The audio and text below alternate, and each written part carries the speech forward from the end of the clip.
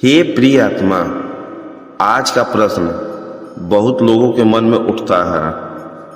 क्या मांस खाना पाप है? या फिर हिंदू धर्म में मांस खाना स्वीकार किया गया है?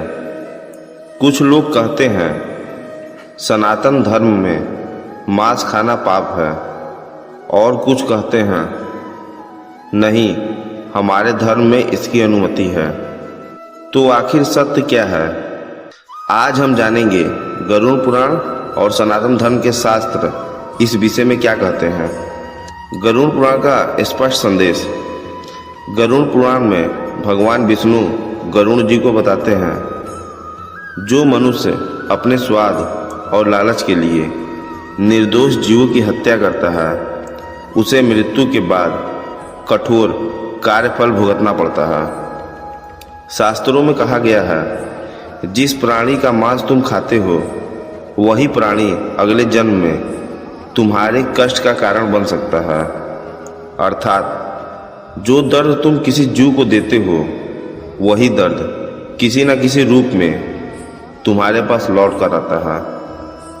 इसी को कहते हैं कर्म का नियम। सनातन धर्म का सबसे बड़ा सिद्धांत है अहिंसा परम धर्म, अर्थात किसी भी जीव को बिना कारण पीड़ा देना धर्म नहीं माना गया। हमारे ऋषि मुनियों ने हमेशा सात्विक जीवन जीने की शिक्षा दी। सात्विक भोजन मन को शांत करता है, विचारों को पवित्र बनाता है और आत्मा को उन्नति की ओर ले जाता है। इसलिए साधु संत और योगी हमेशा शाकाहार को श्रेष्ठ मानते हैं। लेकिन क्या सनातन धर्म में मांस पूरी तरह वर्जित है? यह भी सत्य है कि कुछ प्राचीन काल में कुछ विशेष परिस्थितियों में मांस खाने की अनुमति दी गई थी, जैसे युद्ध काल, कठोर जीवन परिस्थितियाँ या कुछ विशेष यज्ञ विधियाँ। लेकिन यह सामान्य जीवन के लिए आदर्श मार्ग नहीं था। सनातन धर्म का उद्देश्य हमेशा करुणा, दया और संयम को बढ़ाना रहा है। गरुड़ पुराण का गहरा संदेश। गरुड़ पुराण हमें डराने के लिए नहीं बल्कि जागृत करने के लिए लिखा गया है।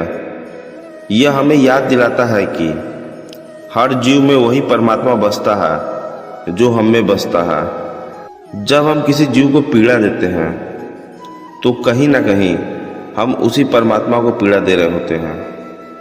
इसलिए धर्म का मार्ग यह कहता है, जितना हो सके करुणा और दया के साथ